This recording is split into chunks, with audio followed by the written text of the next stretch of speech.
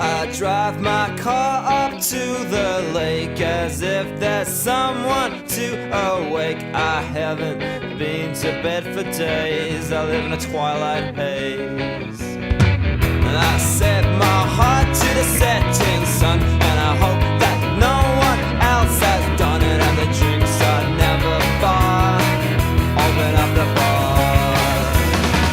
I miss you every single day. I wait until you start your way. I hate the way I'm straying into these perfect days. Which is fair enough. Yeah, understandable. Yeah. Hey Nathan, look, welcome to our podcast. Thanks for getting up so early in the morning and coming in. We really appreciate it. And we were just chatting before. Now, I was introduced to you, not in person, but just by name, through Bianca Smeeks, who was on a couple of weeks ago. And how well do you know Bianca? Probably about as well as you know me, to be honest. Cool. Yeah. Well, that's all right. I mean, but you obviously worked out somewhere along the way that you share this connection, the mind-body connection, and sort of you have a similar approach, and you look at the person in a holistic kind of way. Yep. And you understand that relationship. Hey, could you tell me a little bit about yourself, your background, where you come from, and what's been keeping you busy for the last few years? Yeah, for sure. So first of all, thanks for having me on. This is fantastic. I'm always up for a good chat.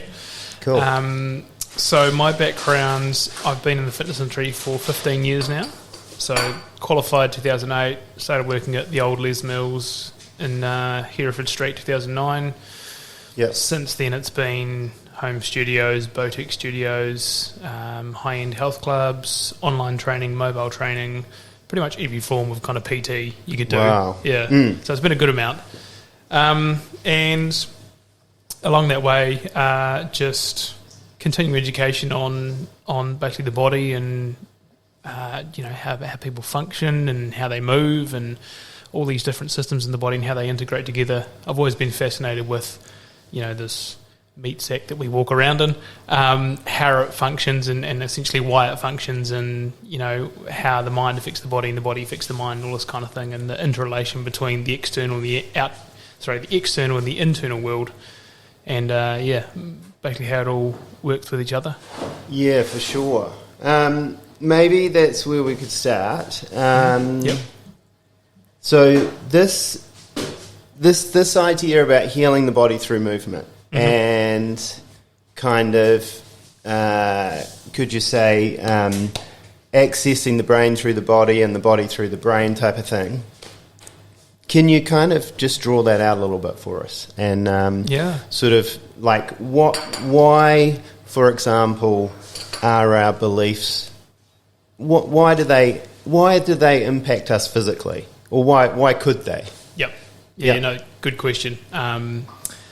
I like that question because, when a lot of people think about physicality or health or, how the body manifests and all that kind of thing, we don't generally associate it with what goes on in our head. No. And, with things like beliefs and identity, it's hard to pair up the physical with kind of the non-physical, something we can't see that isn't tangible.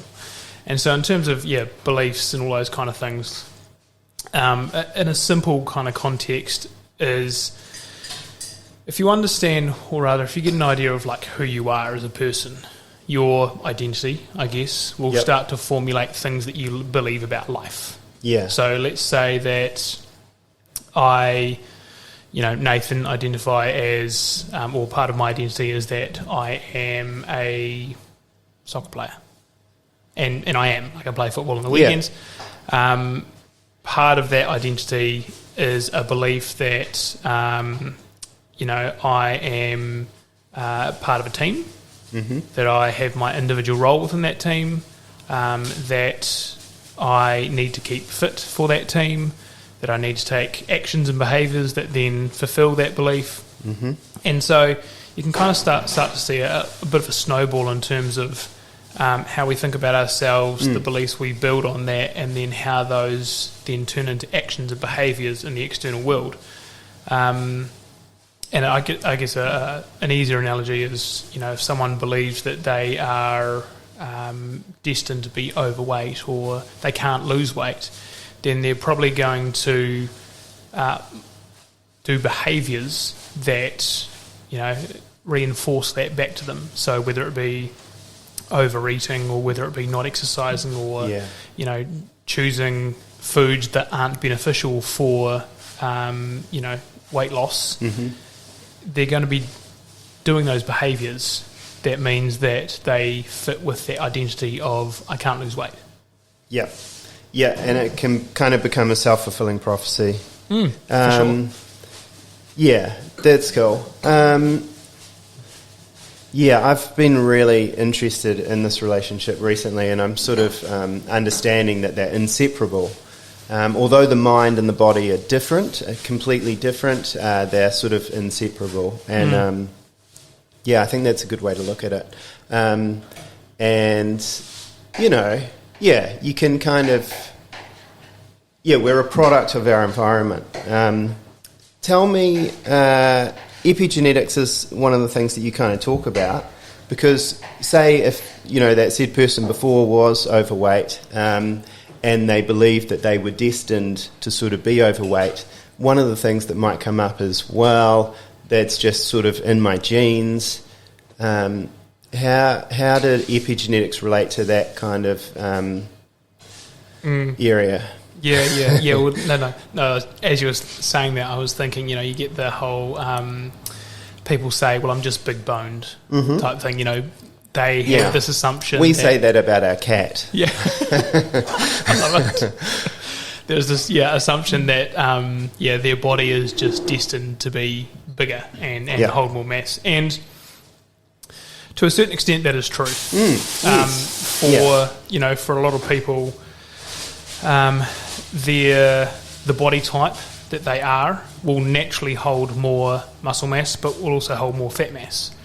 But then the reverse happens for likes of me, for example. I've got a relatively lean, tall body, and so it is hard for me to put on muscle, but it's also hard for me to put on body fat rather. Yeah. So when I go to the gym, I have to work exceptionally hard to put on muscle mass, and keep working exceptionally hard to maintain it. Yeah. If I was to put on a decent amount of body fat, it would be because I'm probably ridiculously overstressed, high cortisol, high adrenaline, but also probably eating a lot of foods that aren't beneficial to me. Yeah. So in terms of epigenetics, there is a genetic predisposition where people are more inclined to put on mass more than others. But that's not a bad thing. That comes down to basically 1,000,001 different factors of how their body has grown in utero, so in their mother, the stresses that their mother was under, and then as a result, the hormones that the fetus and the baby was exposed to will influence basically genetic expression and how that body grows over time. Yeah.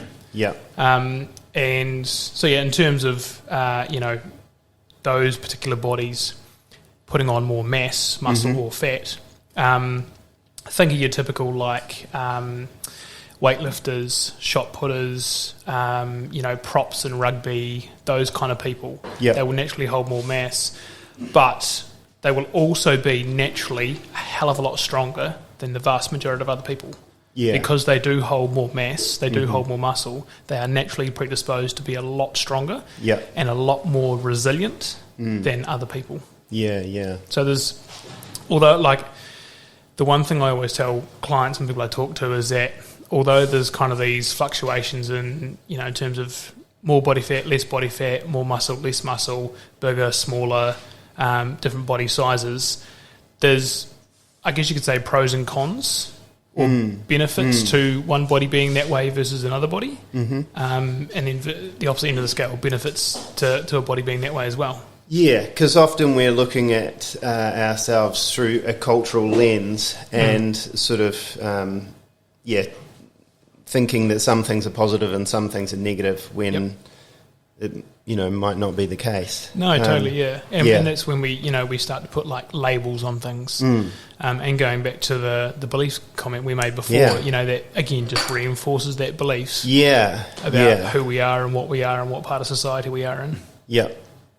So, Nathan, how do you go about starting to break down those beliefs of, if someone's got beliefs that are not so good, how do you start breaking those down? Yeah, good question. I think it starts with getting someone to question, and this is where I'm a big proponent of self-awareness, and for an individual being able to reflect on their own behaviours, but also their own perceptions of the world.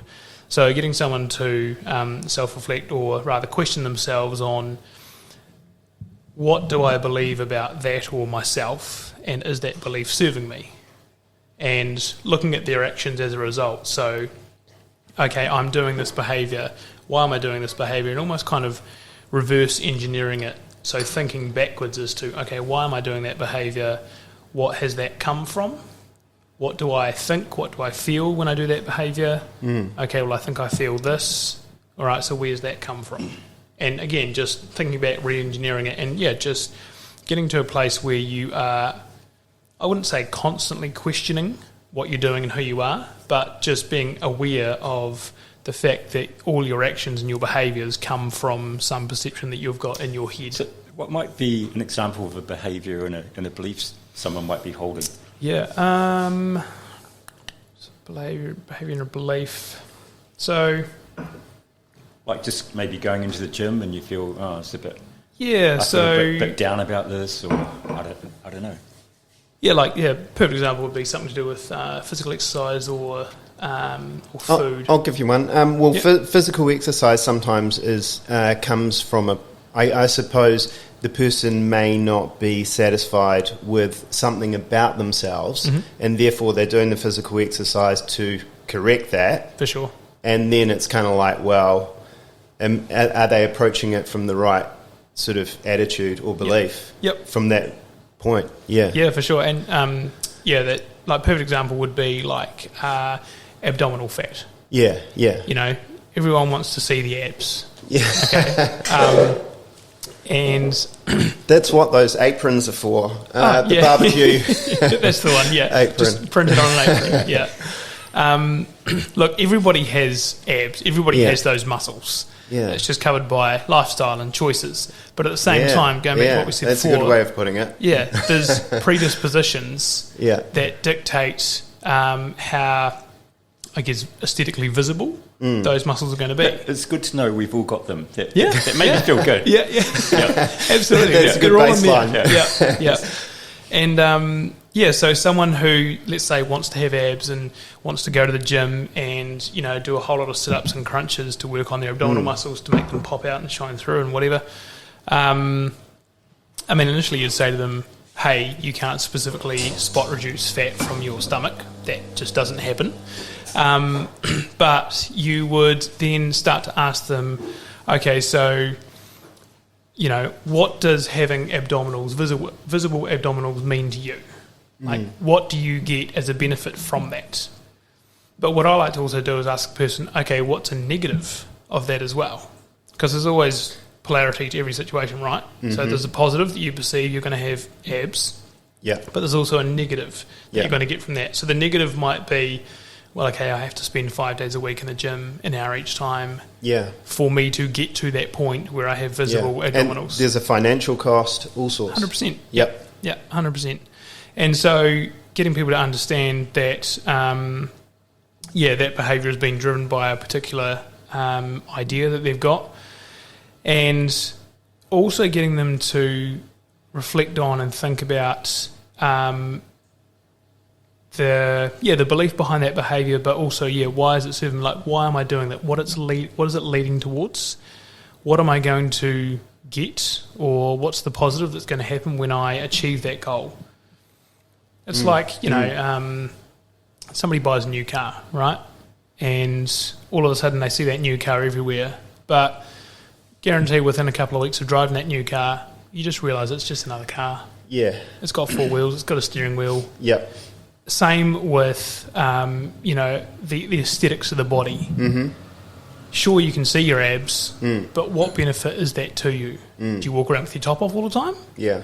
You probably don't, because there's probably still other unconscious, beliefs about yourself that you're self-conscious of. Totally. But yeah, I would, if someone was focused on that, I would steer them more towards things like body performance. So, sure, get your abs if you want to, but also reflect on how's your body performing on a daily basis. How are you moving on a daily basis? Are you as mobile as you want to be? Are you keeping up with your kids like you want to be? Are you able to, run up and down the stairs to work? Are you able to go out and have adventures with your mates on the weekend, go mountain biking, go running? All the things you want to be able to do, are you able to do them? If you're not able to do them, then do the abs matter, or does that quality of life matter? Yeah, so that's the that's kind of like what a healthy attitude towards exercise would look like.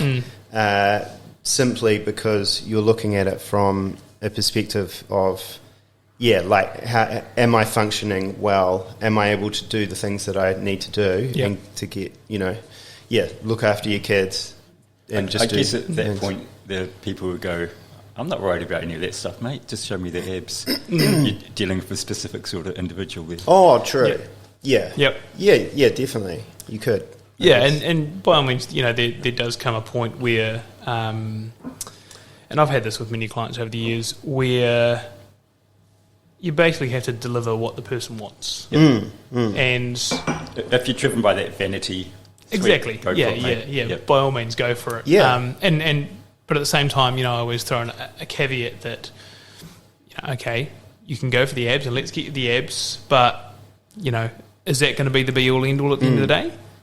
Yeah, no, but possibly it's a case that they need to achieve it and then experience it and then kind of go through that process and learn from it. Maybe. Yeah, for sure. And they may not learn until they experience. And who knows what that's going to lead to in the future. True, exactly. It might be a case of, okay, cool, I've got the abs now. All right. Often we push past where we're meant to be and then we kind of draw back a bit. Yep.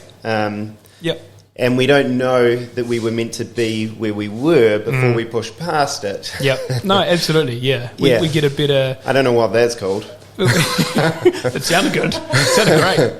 We get a better perspective on, what we want in life when we go for these things. We achieve a goal and we get an understanding of, okay, is that beneficial? Do I really want that? And we can further refine our pathway through life by doing these things, whether it be perceived good or bad.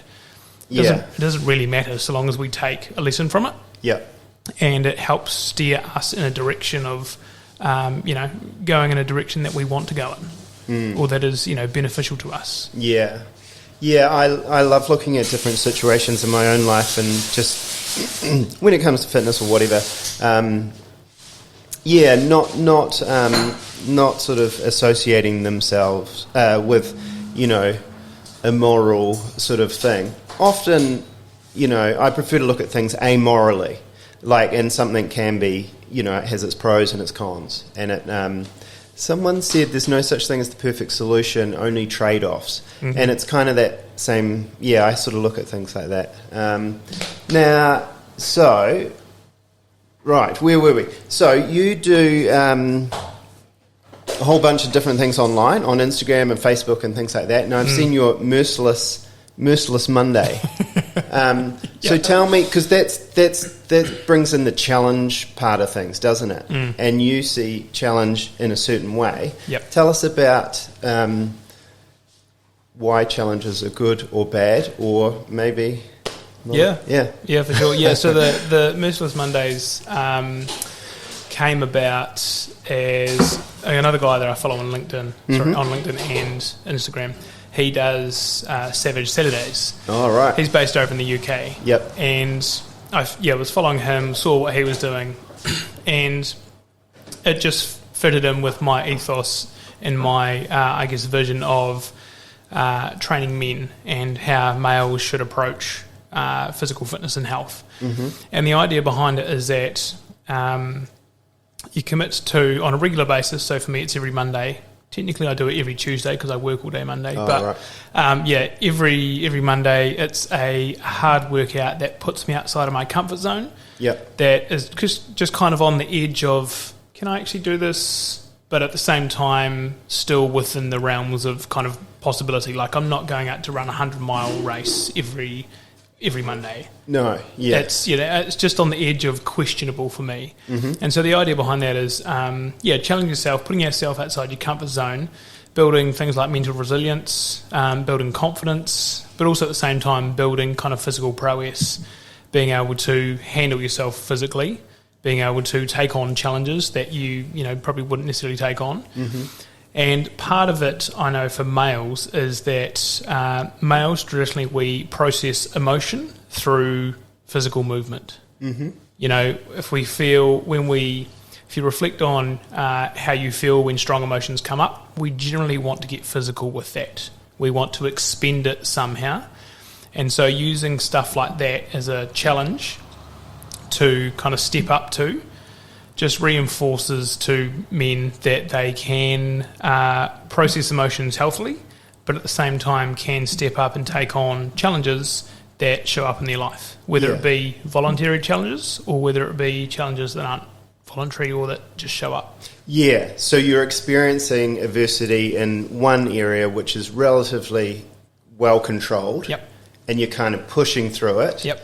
And then in another area of life where you might experience adversity, it sort of translates across. Yep. You've learned something from that experience, and then it can teach you things over here as well. Yeah, it's a way to help us redefine what stress is. As in, if I can take on that workout and that little challenge, I can get past that at my own will. When another challenge, another obstacle shows up, okay, how do I get past that? Yeah. So a choice is being made. Yep. And and that's in the mind. Yeah. Yep. Cool. And Very you only so. do it once a week. Yeah, so I only do those workouts once a week. That sounds good because personally I'm not great. I'm not good with exercise, and I've never really set foot in a gym. And I just realised that I have a perception that happens every time you set foot in a gym. Like every time you go there, you're pushing past. Yep. It's going to be painful. Yep. But you only sort of introduce that once a week. That sounds good. Yeah. And then I do, other exercise throughout the week as well. Yeah, so of course. Football training and, go to the gym myself and do other workouts. But yeah, that is the hardest workout that I do each week is just once a week. And like the one that I did last week, which was my body weight on a barbell doing 100 squats and then 100 chin-ups. That was the hardest one I've done so far. Ooh. Yeah, going into that, I thought, I actually don't know if I can do this. Yeah. Is it okay to not be able to do it? Yeah, 100%. Yeah. 100%, of course it is. Yeah. But it's the fact that you've shown up and you've committed to giving it your best shot. Yeah. And, like going through that workout, it was a case of, I think in the first set I did of each one of squats and chin-ups, I think I tried to do 10 reps, but I soon realised that was not going to be sustainable. So breaking it down into lots of 5 was far more beneficial. Yeah. And so even if I didn't go through the whole thing, it's showing up and putting in your best effort, but at the same time breaking that goal down into incremental little steps that you can do along the way. So whether it be 5 reps at a time, 10 reps at a time, or even 1 rep at a time. My last couple of sets, I was literally doing, 2 reps, and then I think I finished on 1 or 2 reps for the finish. Yeah. Which is an analogy about life, and, often we need to just change our plan as we're going through something. We can adjust. We don't need to stick, white knuckle ourselves to a plan. And sort of destroy ourselves in the process. Yeah, totally, absolutely. Yeah, right. Why not just change the plan? Why not just change the process of getting to the goal? Yep. Yeah. Yeah, for sure. Yeah, further refining what that plan looks like, and taking on feedback and external stimulus of, okay, is this working? It's not cool. Let's pivot a little bit. Yeah. Let's pivot a little bit more. Okay, let's pivot back, and just constantly refining and changing to make sure that you're on the path you want to go on, but at the same time that you are still putting yourself in the face of challenge and growth. Yeah. Now I've got a whole bunch of questions here because Go for it. now there was one around where is it? Oh, you talked about nervous system safety. Yep. Tell me a little bit about that, because that seems like an unusual kind of term. What does it mean? And I was going to say, is it real? That's a silly thing to say, but it's just an uncommon. It's just an uncommon expression. Yeah. No, for sure. Yeah, very real, and very real in terms of like how the nervous system performs. But we can translate that idea into like a physical, tangible component as well that people can understand. So, like perfect example is if we think about mobility or flexibility in the body. Muscles get tight, joints get tight, they don't move as well. So someone typically, let's say, who has tight hamstrings or a tight lower back or tight hips, that is the nervous system basically sending a whole lot of information to that tissue and basically saying, hey, stay tight because that area of the body is unsafe. We need to keep you rigid. We need to keep that joint locked in because for whatever reason is going on in the body, that area of the body is unsafe to be fully mobile. Mm-hmm.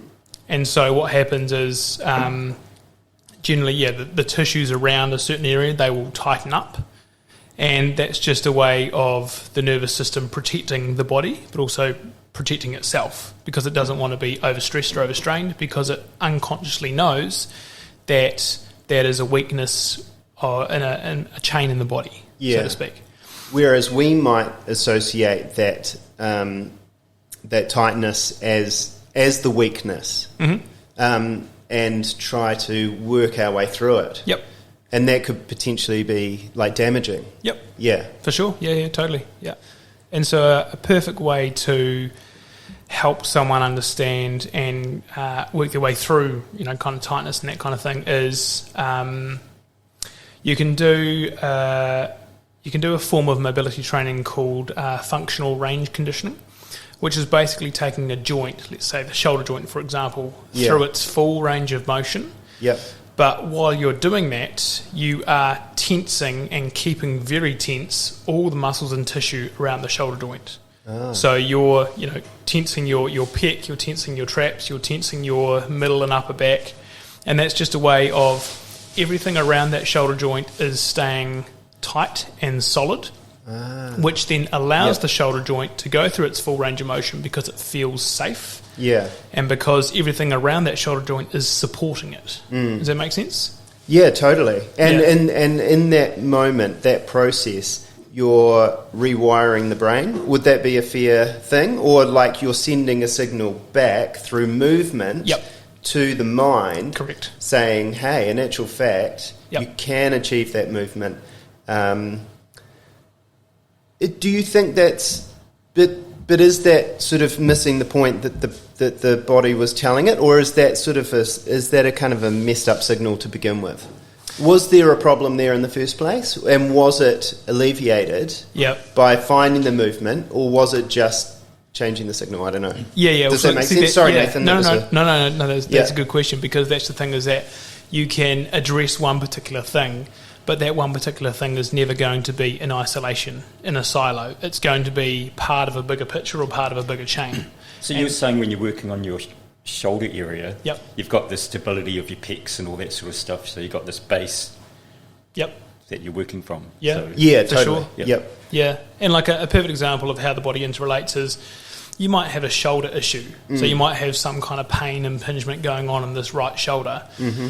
But in terms of connective tissue throughout the body, there's I guess you could say a connective chain or a connective sling that, or one connective sling that goes from the shoulder across the back to the opposite hip. Right. And then basically ends up winding down the leg. Yeah. But for a lot of people that have shoulder pain on one side, it can be referring from the opposite hip. Right. And that connective tissue is pulling. Yeah. And it's causing pain in that shoulder, but it's actually a hip dysfunction on the opposite side of the hip not being mobile and not moving properly. They might not feel it in the hip, but they might feel it in the opposite shoulder. Mm-hmm. On Bianca's podcast, I gave a perfect example of there's connective tissue running throughout the body, and it basically coats and surrounds everything. Yeah. There's a big band of connective tissue that comes off the liver and connects down into the right hip. Yeah. Now, if someone has liver dysfunction, liver inflammation, it can pull on that connective tissue and actually cause right hip pain. Mm-hmm. So it's not about the right hip, it's about the liver. Yeah. And then vice versa. If someone, let's say, has a right hip injury, it can pull on that connective tissue and influence the function of the liver because it's basically constricting the liver and inhibiting its performance or, its function. Yeah. Yep. That's when you need somebody who knows what they're talking about. Yeah. Come in and sort yourself out. Exactly, yeah, and that's what I was going to go back to before is that, we can look at something, but it's never going to be in isolation or in a silo. It's going to be part of a bigger chain. Yeah. And so, if someone comes to me with a mobility issue, sure, we can address that issue and we can alleviate immediate discomfort or pain in that particular area. But we also need to look at, okay, what's the wider picture? Let's zoom out and let's look at the wider picture and see what else is going on in your body. Let's see how you're moving as a result of that injury. Yeah. Are you compensating or are you overcompensating or even undercompensating? And what's the kind of chain reaction that goes on here? Yeah. Because we can have overactive muscles in the body, but we can also have underactive muscles in the body. And that's where we get muscle imbalances. And don't get me wrong, like muscle imbalances are not a bad thing necessarily. Everybody has muscle imbalances, and I'm not saying you need to go to your, you need to go to your local chiro or physio and get a full assessment done and think your, body's broken, because it's not. Perfect example is, everyone's got a dominant arm or a dominant leg. I'm right-handed and left-footed. Yeah. My right shoulder and basically the right side of my body is a lot stronger than my left. Same with my left leg. My left leg is a hell of a lot stronger because I kick with that one playing football. Right. But my right leg is a hell of a lot more stable because that's my plant leg when I kick. Oh, yeah. Yep. Make sense? Yep. Yeah. So there's going to be all these imbalances going on. Yeah. But it's just a matter of how is it impacting your life? Yeah. Is it causing any significant discomfort or immobility or pain? Yeah. So you're not looking for problems, and we're not, trying to fix stuff that isn't broken. Exactly. But going back to the shoulder, problems in the hip. So you will trace it. So you'll solve that kind of issue, but you'll also target the root cause. For sure. Like the root cause will become present, and there'll be some kind of resolution for that as well. Yep. Yeah, absolutely, yeah. And one thing that I love about what I do and about movement in general is understanding all of that, understanding biomechanics and understanding how the body is interrelated. Yeah. And, how, like, you can increase your hamstring flexibility by rolling a golf ball on the base of your foot. Right. Or by spinning around, I think it's like 10 times or something like that. Yeah. And that's just purely, it's a releasing tissue at one part of the chain to influence tissue at another part of the chain. Oh, cool. Or it's changing a nervous system stimulus in one part of the chain to affect another part of the chain. Yeah. Yeah, I find biomechanics is fascinating to me. Cool. That's awesome. Yeah, like I said, I probably drink too much coffee. Speaking of, because that must affect the nervous system. Yeah, absolutely. It's like it's a I don't know what it is. Yep. Stimulant. It's a drug. Yeah, for sure. Yeah, but the interesting thing about coffee is that there's I forget the name of the gene. There's a particular gene in I think it's the liver, and it's a gene or an enzyme. Anyway, it's more active in some people than others, and people that it's more active in are the kind of people that can have a full strength coffee 10 p.m. at night and then just be out like a light because their body is far more efficient at processing coffee. Now, for most people, I would say it's probably not necessarily. Sure, the coffee's a stimulant, and if you're having excess coffee during the day, it's probably going to cause a problem. Yeah. But I would say for a lot of people, it's probably not so much about the coffee, it's about what are you having with the coffee. Yeah. Are you having, a biscuit, a muffin, something else with the coffee that's just adding extra stimulation on top of what you're already having. Yeah. Which then obviously affects, things like exercise, mental performance, weight gain, weight loss, all that type of thing. Totally. I've started eating more along the lines of the carnivore diet, and I've sort of stuck with it, although I think technically I'm kind of following a thing called dirty carnivore. So I eat a lot of, predominantly meat and eggs, dairy food and stuff like that, animal-based stuff, and then, we've got a whole lot of cherry tomatoes at home growing. We've got blueberries in the garden. We've got peaches and things. So I'm also kind of munching on them. Seasonal fruit, I guess. Yep, nice. But man, that's been educational for me. I had no idea that I was, when I ran out of energy, I would go to the cupboard, the pantry, and, just grab sugar and carbs and then continue on my day. Yep. And I didn't really notice that that's what I was doing. Yep. Yeah, and it does become like that. A lot of people, it's just an unconscious behaviour that just automatically happens. Yeah. So the reasons why we consume food and the way that we do it, like that's full on. So you touch upon some of those areas as well. Yep. Because, there can be beliefs and attitudes around that. What's your kind of philosophy? Like, how do you... There's also, presumably, I'm guessing you're going to be providing people with a balance, a balanced approach. Yep. It's okay maybe to have a couple of beers, Yeah. whenever. Yep. But not perhaps every night. No, perhaps not. So this comes back to along the lines of the whole epigenetic thing. Yeah. Is getting people to understand how their individual body works. So the fact that, you and me are different, same with Milton, we're all different. Yeah.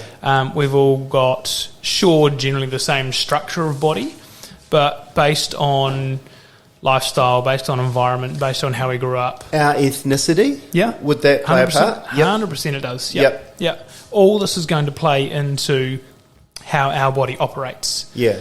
And how our body operates physically, but also mentally, emotionally, the way that we think, the way that we perceive stuff, the way stress basically comes on in the body, and where stress manifests, how we physically perform, how we physically move, how different parts of our body internally, so the heart, the lungs, the liver, the stomach, how they function and operate, because they will function and operate slightly differently depending on the individual. Yeah. I think a lot of us don't even realise the stress loads that we're carrying. No, completely agree. What do you mean, Milton? What do we do about that? Well, I mean, when I was looking at some of Nathan's stuff on YouTube and stuff, I just looked at where I might be holding stress in my body, and I was thinking, man, I actually hold lots around my head and which is a male thing, I suppose. I don't know. But I just suddenly became a bit more aware of it. Before that, I just wasn't so aware. And I'm sure there's places in my body where I'm holding stress and I just don't know about them. Yeah, very much so. What do you got to say about that, Nathan? Yeah, no, that's totally true. Is that we all hold stress in different places of our body. And you can look at that from like a physical point of view in terms of exactly what you said, like someone might be feeling tension in a particular place. So the jaw, for example, or, the shoulders, the upper back. I know personally for me, I carry more stress in my back, so middle to upper back, getting into my shoulders. But also, if I'm really stressed, I feel it down in my lower back. So I know that if my hips are feeling really tight and my lower back is feeling really tight, I know that I'm at the upper edges of what I can handle stress-wise. And so for me, that's a signal that, okay, I need to dial some stuff back. I need to look at my mobility and focus on a little bit of relaxation, bringing my nervous system down. So your body becomes an indicator. For sure. Yeah. But some people just have no idea. They're not linked into their body. No, they're not. And it's just a matter of, reflecting on how the body feels. Like, even if it's as simple as I wake up in the morning, I open my eyes, okay, do a wee scan of my body, how does my body actually feel? Am I feeling physical pain anywhere? Am I anxious in my head? Am I overthinking? And then throughout the day, again, just that same simple thought, how is my body feeling? What's going on in my head? And going back to what you said before about, consumption of food, in terms of the nervous system, when the nervous system gets stressed, and we're in our sympathetic nervous system, it's heightened, cortisol's through the roof, adrenaline's up, all that kind of thing. Yep. The nervous system will crave, or the body will start to crave carbohydrates and sugars and those quick little fixes. Because it's burning more energy. 100%, yeah. Yeah. And that's what I want people to understand, is that there is beliefs and identity behind that, but you're not necessarily craving carbohydrates and sugars and sweet quick fixes because of some belief or identity. There's a physiological reason why your body needs that, because your nervous system and your brain activity is through the roof, and it needs that fuel to sustain that level of activity. Yeah. The downside is that you take on that food, you then heighten the nervous system even more because it gets more stimulation, and basically the cycle just repeats itself. So what would you target there, rather than just removing the food from the person? What would you target there so that the nervous system, that comes back to that nervous system safety thing, right? Yep, for sure. So making a conscious effort to place yourself in safety. Yep. What are some of the techniques that you would use to communicate that to your body? Yep. Yeah. Because it's almost like you've got to talk to your body, not necessarily your mind. Yeah, for sure. Yeah. So the first thing would be getting people to recognise what they can control. So their behaviour, what they do, but also the main thing is their breath, how they're breathing. And so when you're highly stressed, nervous system is through the roof, you're going to find that you're breathing shorter through your chest. You're almost, probably not fully, but almost going to be to the point of hyperventilating. And so getting people to take deeper breaths down into their diaphragm, take more conscious breaths, slower breaths, and we can dive into the science behind why that's beneficial, but at a starting point, just getting people to be aware that your breath has a major influence on your nervous system and your energetic state. I mean, we can sit here right now and we can do short, sharp breaths for 5 minutes, and I guarantee we'd all be hyped up and our nervous system will be through the roof. And we'd be feeling a little bit stressed, but also a little bit wired. Yeah. But then we could go the other way and we could go slow, controlled breaths into our diaphragm, bring everything right back down, and probably almost go to sleep. Yeah. Well, look, I mean, we have a friend, Tony, that comes in sometimes, and he from a military background, and they got taught breathing techniques when they were in high pressure situations. Yep. They needed to be able to control themselves, and breathing was one of the things that they could do. And that steers into, and this is something that I'm big on in terms of men's health, is emotional regulation as well. So when we are stressed, we start to feel certain emotions, whether it be anger or frustration or anxiety or even depression to a certain extent. But being able to separate the emotion from logical thinking and grounded thinking is massive in terms of helping you dictate your way through your day, but also in terms of those high pressure environments, helping you separate what needs to happen and the decisions that you need to make from a frantic state of the noise. Totally. No, I get that. I think that's really cool, and it's placing it's empowering people to take responsibility for a whole bunch of things. But first, just take responsibility for your breath. And calm yourself down physically. And then that might sort of translate and teach you things about the situation where you're like, okay, let's just kind of break this down a little bit. Let's just deal with this. And the fact that you can control that in the moment. And so it can control. it can be relatively immediate. Within the space of a few seconds or a couple of minutes. I think, because we don't want to think that we're not in control of our emotions. Right? We are in control of them. For sure. They belong to us, and I remember. Sorry, Nathan. No, go on. I remember when I was doing my cooking course, we had a medical person come in, and he was an ex-police chief. He was just teaching us first aid and stuff. But he was a police chief from New York. But he happened to be in Auckland on 9/11, actually. But still, a lot of his crew perhaps might have died and so forth. But he was but he said that's life, But anyway, he was teaching, part of the course was just teaching people a little bit about anger in the kitchen. Yep. And he said, when you're feeling anger, just remember it's only one letter off from danger. Put the D in front of that anger. Yeah, danger. And that little thing, Yep. I'm sure some people remember that. Yeah. And it might save some hassle in the kitchen and might save them some grief. Yeah, for sure, 100%. Yeah. Just having that little meme in your head. Yeah, absolutely, yeah. That And- gives you a wee bit of safety. Yeah, and things like that, like being able to identify and pinpoint, a specific emotion or a specific, thing that you're thinking or that is going on is incredibly powerful, because once you can kind of name it, you can then kind of take ownership of it. And you can recognise that, shit, I'm actually feeling angry right now, or I'm actually feeling anxious. And then you can take steps to alter your state or change it. And that might be a case of even physically changing your environment. So, if you're in the cafe here and you are feeling anxious, it's, okay, I actually need to step outside. I actually need to take 30 seconds outside, pace up and down the street, do some breathing, cool, regulate myself, now I come back in. So you're actually taking a wee bit of control over your system, Yep. and you've got a couple of techniques you can use. Yep. So you're not going, I'm anxious, now I'm anxious about feeling anxious. Now I'm angry about feeling anxious, Yep. or Yep. whatever. Now I'm freaking just scared. Yeah. Or, it's all out of control, mate. Yeah, and that's the perfect example of how Yep. it can snowball. Yep. Like, our, what is it called? I think it's called ontological thinking. So thinking about thinking.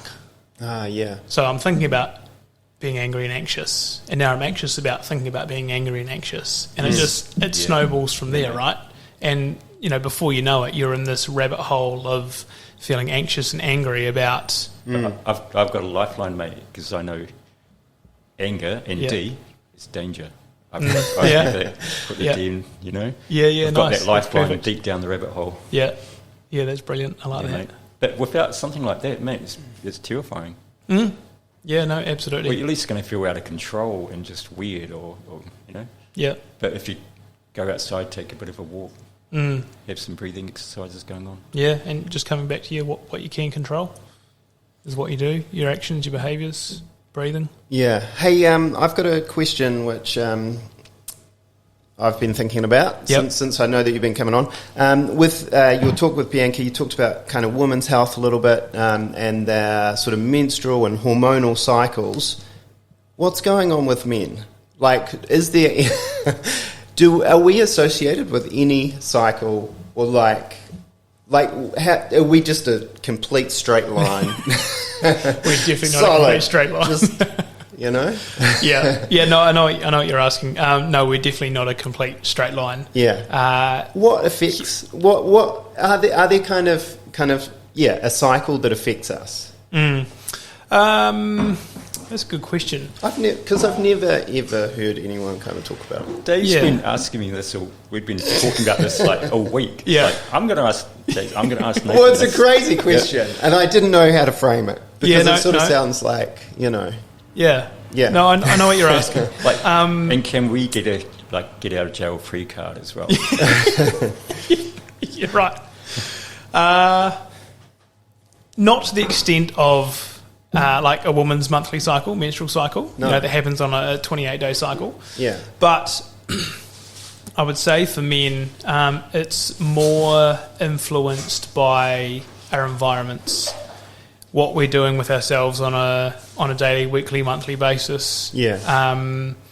I would say, and as well as women, but since we're focusing on men, like seasonal changes are going to have a massive effect on men. Yeah.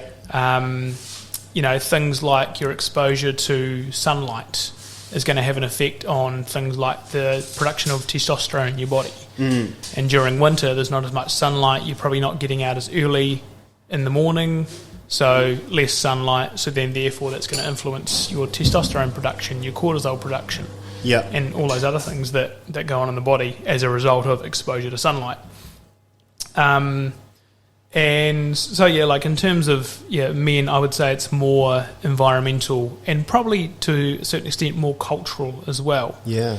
Like I would say for a vast majority of men who work in the corporate world, there is a certain stigma that is associated with being in that world, with being a lawyer or an accountant, and being in those kind of high profile, high pressure, often high stress jobs. I think about accountants this time of year coming to the end of March. True. A lot of them are probably going to be relatively busy getting all the end of year stuff done.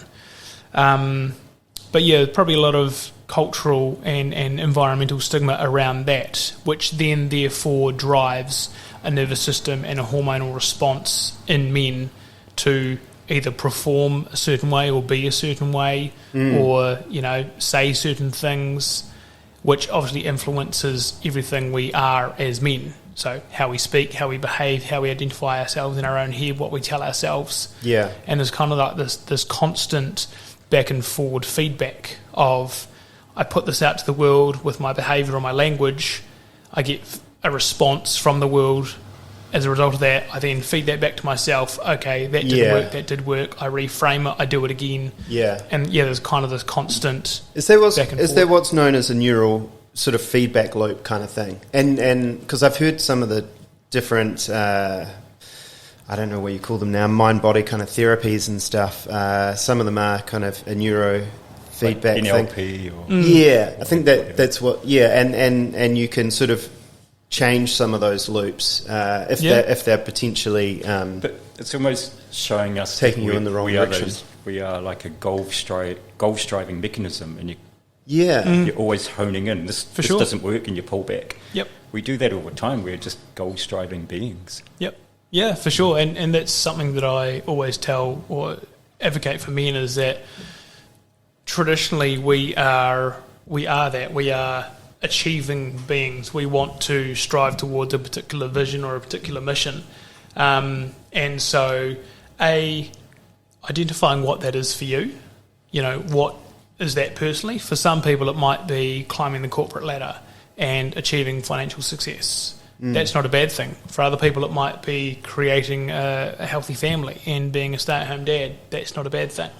It's going to be different for each individual, but ensuring that the path that you're on is the one you want to be on, and that's giving you fulfillment and satisfaction and a sense of purpose. And that our body is able to help us along that journey. Absolutely. Absolutely. So those two ideas kind of merge together, and we are performing the purpose that we want to do, but at the same time the purpose is almost performing us in a way.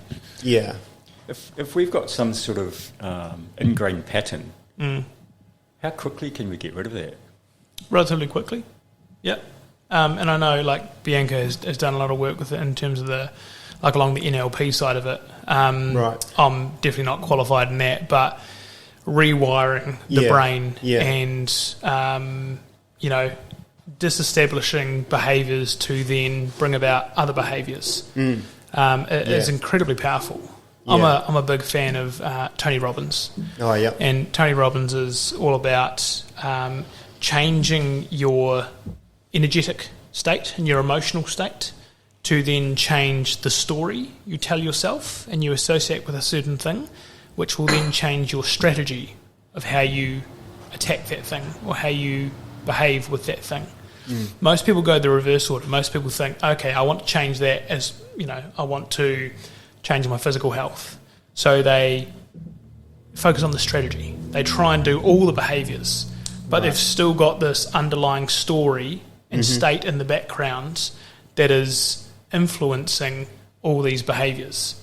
And so no matter how much they try and change the behaviours, they've still got this storyline that is running in the background. They're going against the grain. Yeah. Pushing. It's like they're trying to sing one song, but they've got this recording playing in the background of a completely different song. But they're trying to push this other song and get that ingrained, but there's just this other one on repeat. And so addressing the state, the mental and emotional state, the energetic state first, and then refining what the story and what you're telling yourself, and then as a result forming new behaviours and a strategy on the back of that. Yeah, that makes a lot more sense. As opposed to kind of brushing past those other things and finding yourself in the gym at 5 o'clock in the morning. Yep. And just perhaps hating it. Yeah, totally. Yeah. And just to touch on that a little bit more, I don't want people to hear this and then think that what they're doing is wrong. Because going back to what I said before, we do certain behaviours out into the world, whether it be physical or language or whatever, we communicate with people and then we get that feedback. And so we then further refine those behaviours. But in that process, we're also further refining that emotional state, that energetic state that we're in, and we're then also further refining the story of who we are in association with that behaviour. So the way people are operating is not necessarily wrong. No. They're doing what is best for them at that time with what they have. Yeah. But Totally. for someone, if they want to make a change, the easiest way to make a change that is going to stick is flip that order around the other way and address the internal state, and then the external as a result. Yeah. So you're changing your story. Yeah. Yep. Very much so. Yeah. So that story you tell yourself, the thoughts that go on in your head as a result of that. Because that's probably one of the most classical, I want to say, problems with exercise is that people will sign up at the start of the year and then those things gradually get eroded away because potentially they haven't, they're not doing it in perhaps the right order. Yep. But like you say, it's not necessarily the intent. The good intention is there, and it's just uncovering that and allowing them to reach it in perhaps a healthier way. Yeah, for sure. Yeah. And for a lot of people, it's redefining that meaning that they associate with that. So a lot of people will do exactly that. They'll sign up to a gym at the start of the year and they will, although they may not speak it externally, they will have this kind of identity or this underlying belief that when I get to a certain fitness level, then I'll be a gym goer, then I'll be, an exerciser. Versus if you put on your shoes and go outside for a walk, you're a walker. If you go for a run, you're a runner. You don't have to accumulate all of these things to validate that you are that thing. As soon as you start doing that thing, you are that thing. So, with exercise, for example, join the gym at the start of the year by all means. And I don't tell people not to, because if you think about, the start of the year, for a lot of people, it's perceived as a fresh start. Hope for a lot of people is through the roof. They're coming back from holiday, they're relaxed, they're in relatively feel-good emotions. So if you want someone to start a new behaviour, that's probably one of the best times to do it, when their motivation is high. In that, there is a cycle. That is like a natural cycle. Like say if you just looked at the seasons, spring, new life, and then, gradually goes to winter, which is death. Although I've heard people talk about winter, and in actual fact, it's a really important time because a lot of work is being done in preparation for the spring. Yeah, for sure. So it's not like boom, death. It's kind of like there's stuff happening. But that's cool. I like that because it's silly to think that exercise we're going to reach a certain thing. I mean, we know that if say you did achieve some fitness goals, there's a need for maintenance, right? It's not just going to, sweet, I've done. I'm not going to go to the gym anymore. I got my abs. You walk away home with them. And that's that maintenance and that kind for of sure. thing. And getting people to understand that whatever it is you do for exercise, whether it be you play football with your mates, whether it be you go to the gym 5 times a week, whether it be you do dance or ballet or yoga or cat yoga or whatever it is. That it's part of your lifestyle and part of who you are, and that it's, you might go through phases of wanting to do it and then not wanting to do it, or you might change the modality of exercise that you are doing, but getting an understanding that exercise is a part of your identity and that it is part of your lifestyle. So it's not, it's not the next 8-week challenge, it's not the next 12-week challenge. It's something that is just part of who you are and part of what you do as a result of you living. Exactly, yeah. It's because how could we view it any other way? I mean, I know we do. I'm suspecting it's probably tied in with consumerism or something, and teaching we're Yep. all taught to just consume and to buy and Yep. to spend. Yeah. And once you've got this, your life is going to be different. Yeah, so it's that kind of thing, and it's sort of breaking away from that and looking at the whole thing. I really like the idea of incorporating fitness and things into the lifestyle. Like people obviously biking to work, it serves a purpose. Like it's a mode of transport. Yep. And it's tying it in as well. Yep. Just on that, actually, I think if people, and let's focus on weight loss, for example, body fat loss.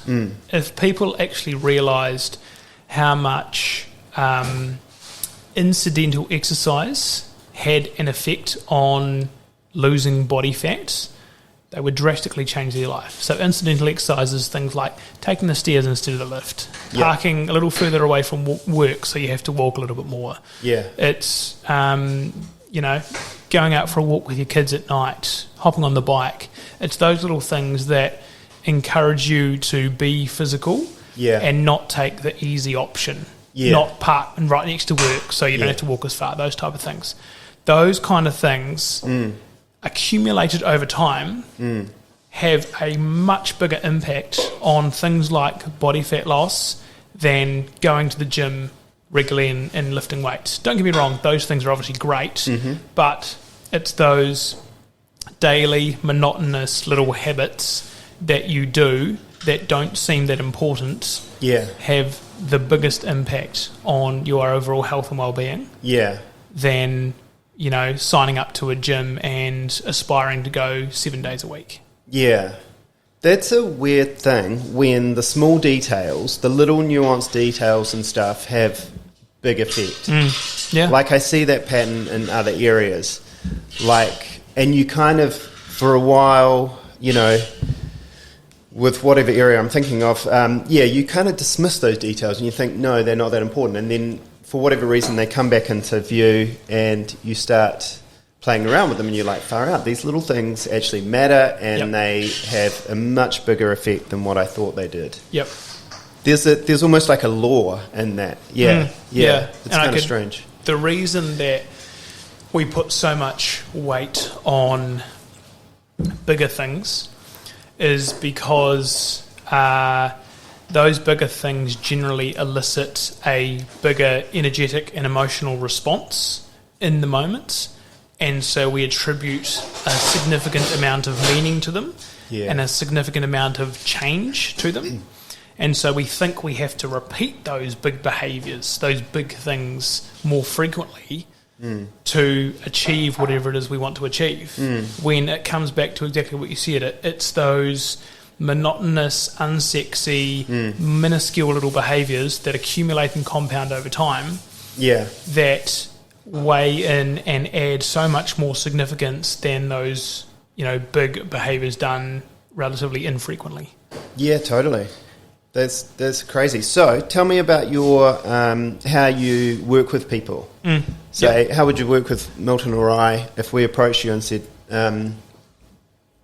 I'm sick of doing 1,000-piece puzzles at home, Nathan, and it's not enough of a challenge for myself physically. How do you work with people? What's your plans look like? And yeah, for sure. So initially, it would be I wouldn't go down the whole personalised epigenetic route initially. No, I would basically get to know you as a person. Yeah. So get an understanding of who you are, what you like to do, kind of what makes you tick, what makes you thrive. Yeah. But at the opposite end of the scale as well, like what agitates you, what causes you anxiety, what goes on in your head that then manifests as behaviours in your everyday life that then bring about results that you either do or don't want.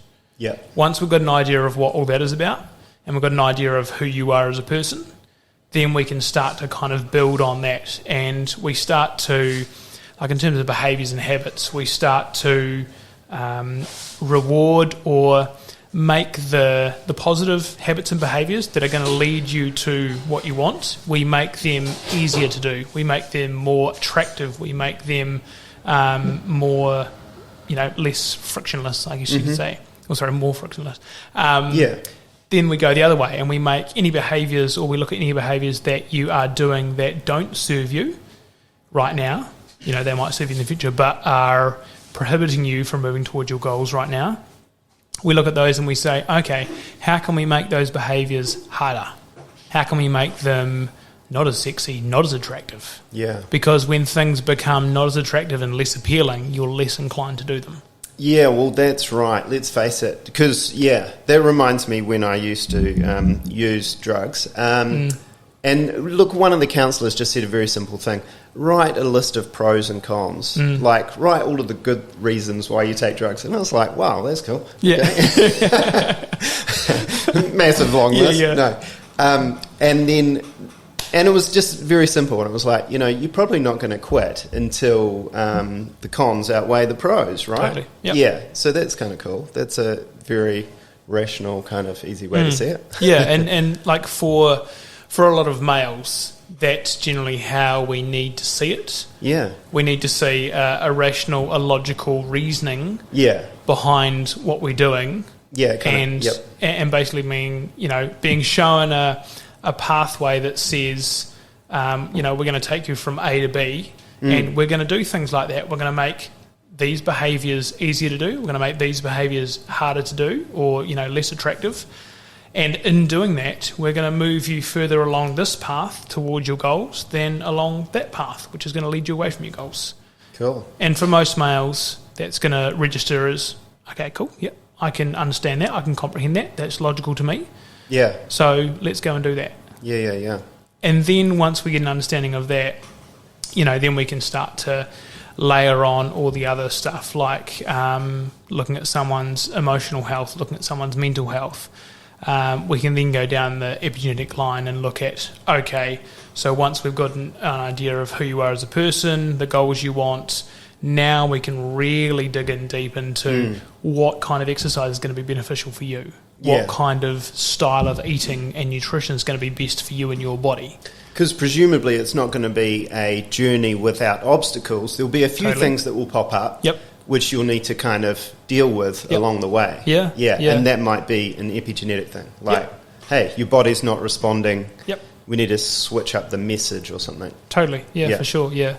And there's a beautiful part of the kind of goal setting process that I go through with someone is it's a process called WOOP, WOOP, and it's similar to the SMART goal principle, but it adds in obstacles. W stands for wish, but just basically, what do you want your goal to be? That's kind of the S in SMART. O is what is your outcome. So what do you want to be, do, have at the end? How do you want to feel? What's the emotions going to be associated with all of that? Yep. O is obstacles. So along this path of getting the outcome and the goals, what are the obstacles going to show up? Yeah. And then as a result of those obstacles, P is plan. What plan are we going to have for when those obstacles show up that make those obstacles easy to overcome or just make them obsolete to begin with? And so it's a matter of not just focusing on all the positive stuff to do with, we're going to achieve this goal and we're going to go towards it. It's also factoring in the fact, exactly what you just said, obstacles are going to show up. Negative shit is going to come into play. Yep. It's a given. Yeah, exactly. And so having a plan and a strategy to deal with that when it shows up is so vital, because most people don't. And when that negative stuff or those obstacles show up, most people just get totally thrown off track. And then that's when they lose sight of what they want to do for a week or two, and they have to start again. And then they start again and again. Yeah. Rather than the obstacle shows up and they're like, okay, cool, this has shown up in my path. Here's my plan to attack that, get around it, get over it, work through it, whatever it is. Yeah. That reminds me of a book that my wife was reading, and it was about raising children, and it was just a couple of sentences about, prepare the child for the road, not the road for the child. Yes. Yeah. Yep. And man, it just kind of crystallizes that type of thing. Like, you can tell your kids that, life's going to be tough. It's a bumpy road out there, and I'm not going to, always be there to sort of get you around the bumps and lumps. Yep. Like, you're going to fall down, you're going to hurt yourself, but, you know, it's time to get back up and all that type of thing. Yeah, for sure. So, yeah, that's cool. Yeah. Hey, Nathan, thanks so much for coming in and sharing everything you've shared with us this morning. No, thank you for having me. It's been an amazing chat. Really appreciate it. Cool. And so people can get in touch with you at Titanium Fitness. Yep. Is that correct? Yep. Yep. You're on YouTube, Instagram, LinkedIn. Yes. Yep. Just Nathan Macgregor. It's my smiling face on all my profile pictures. So, yeah, easy to find me. Sweet, man. Thanks so much. Cheers. Thank you Cheers. very much.